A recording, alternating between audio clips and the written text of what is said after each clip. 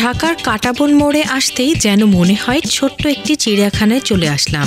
যারা বাড়িতে অ্যাকোয়ারিয়ামে মাছ, পাখি কিংবা কুকুর, বিড়াল, খরগোশ পালতে চান তারা নির্দ্বিধায় চলে আসতে পারেন এই কাঁটাবন পশু পাখির মার্কেটে।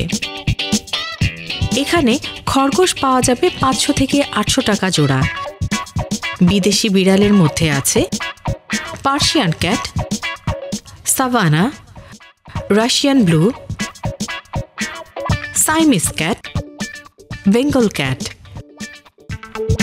কুকুরের মধ্যে আছে স্পিটস জাপানি 15,000 টাকা, কেসন ইংল্যান্ড 20,000 টাকা, জার্মান স্পিটস 1 লক্ষ টাকা, পাগ 35,000 টাকা, জার্মান শেপার্ড 1,20,000 টাকা, লাসা 20,000 টাকা। কথা হলো নিউ বার্ডস প্যারাডাইসের মোহাম্মদ নূর হোসেনের সাথে। বর্তমানে গরমের দিন, এখনো ব্যবসা বাণিজ্য সবারই খারাপ। আমরা যতটুকু চেষ্টা করতেছি, যেরকম পানি লাগাই রাখতেছি। এত জন্য আমাদের পাঙ্খা ছিল না, পাঙ্খা লাগাই দিয়েছি জানি এতে কোনো সমস্যা না হয়। স্যালাইন পানি দেওয়া হয়। দেন আমাদের কিছু ক্যাট আছে, যেরকম পার্সিয়ান ক্যাট, এগুলো গরমে রাখা খুবই অসম্ভব। আমাদের ফ্লোরে ছাইড়ে রাখি, যাতে ভালো থাকে, এতে কোনো অসুবিধা না হয়। ওদের পানি লাগাই রাখতে হয়, ছাইড়ে রাখতে হয়, লিটার দিয়ে রাখতে হয়। এখন কোনো কিছু সমস্যা হয় নাই, যেভাবে ভালো থাকে আর ওই ব্যবস্থা করা হয়। ঠিক আছে। পাখি হলে বাজিকর পাখি, এগুলো সেমি অ্যাডাল্ট, এগুলো অ্যাডাল্ট।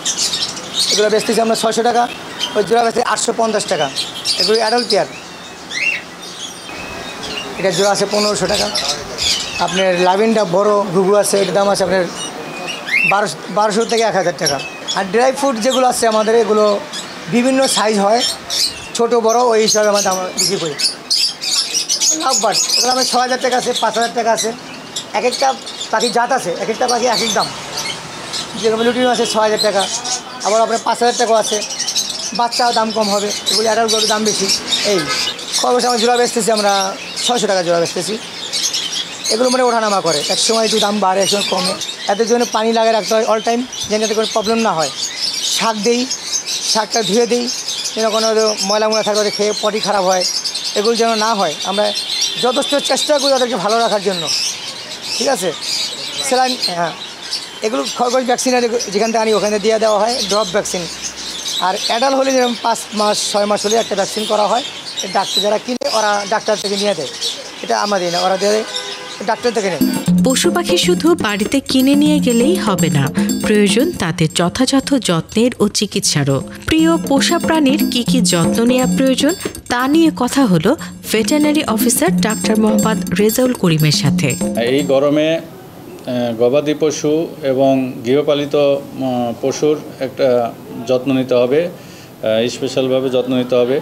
যেগুলো আমাদের পেট অ্যানিমেল, বিশেষ করে পোষা ইয়ার ভিতর পাখি জাতীয় যেগুলো আছে, এগুলোর জন্য ঠান্ডা পানি ব্যবহার করতে হবে। তাদেরকে ভালো জায়গায় রাখতে হবে, বিশেষ করে ঠান্ডা জায়গায়, এবং গোসল করানোর জন্য তাকে পর্যাপ্ত পানিও দিতে হবে, যাতে সে পোষা প্রাণী গোসল করতে পারে দিনে 1-2 বার। বিশেষ করে নরম জাতীয় খাবার, যেগুলো সে হজম করতে পারে সহজে, এই ধরনের কিছু কিছু খাবার দিতে হবে। তাদের ভ্যাকসিনেশন এই মুহূর্তে আমরা আসলে, যেমন যে সমস্ত বিড়াল কুকুরের ভ্যাকসিন করা নাই, আপাতত এই গরমে তাদেরকে ভ্যাকসিন না করাই ভালো। ভ্যাকসিনটা যদি বৃষ্টি আসে তবে ভ্যাকসিনটা প্রতি বছর ভ্যাকসিন করানো লাগবে, এবং কৃমি ওষুধও এই গরমে না দেওয়াই ভালো।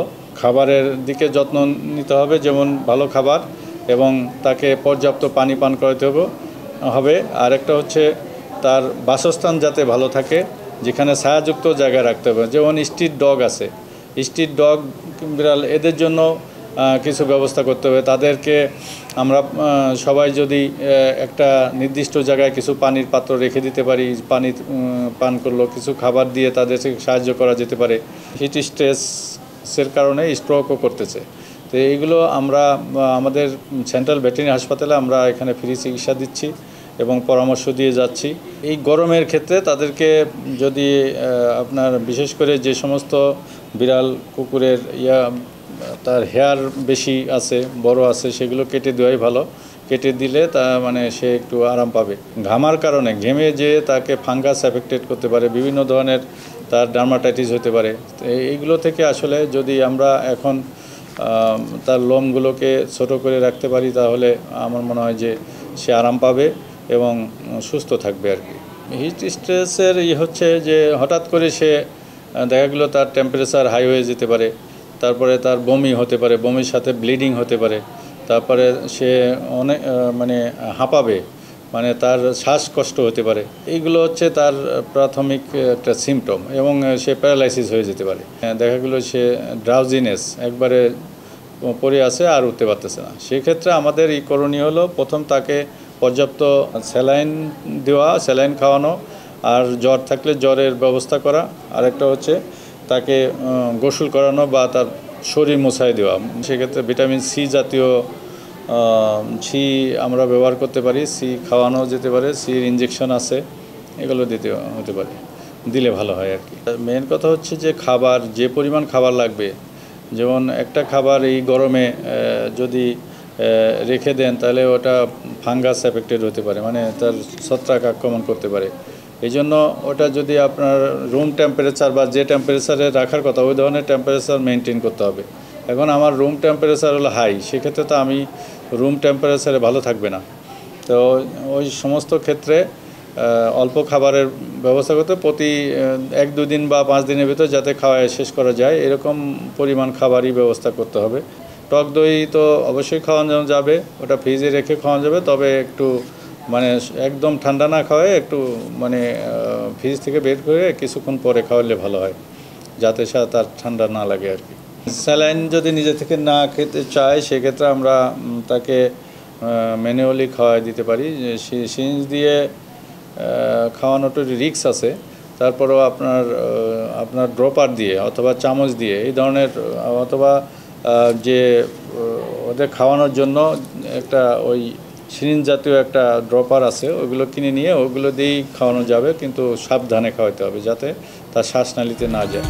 পশুপালনের ক্ষেত্রে অবশ্যই সঠিক ভ্যাকসিন ও কৃমির ওষুধ খাওয়ানো খুবই জরুরি, সাথে আবহাওয়ার তারতম্য অনুযায়ী বিশেষ যত্নের। ভালোবাসার এই পোষা প্রাণীগুলোকে একটু যত্ন ও সঠিক চিকিৎসার মাধ্যমে লালন পালন করলেই সুস্থ জীবন পাবে তারা, আর আমাদের মনও থাকবে প্রফুল্ল।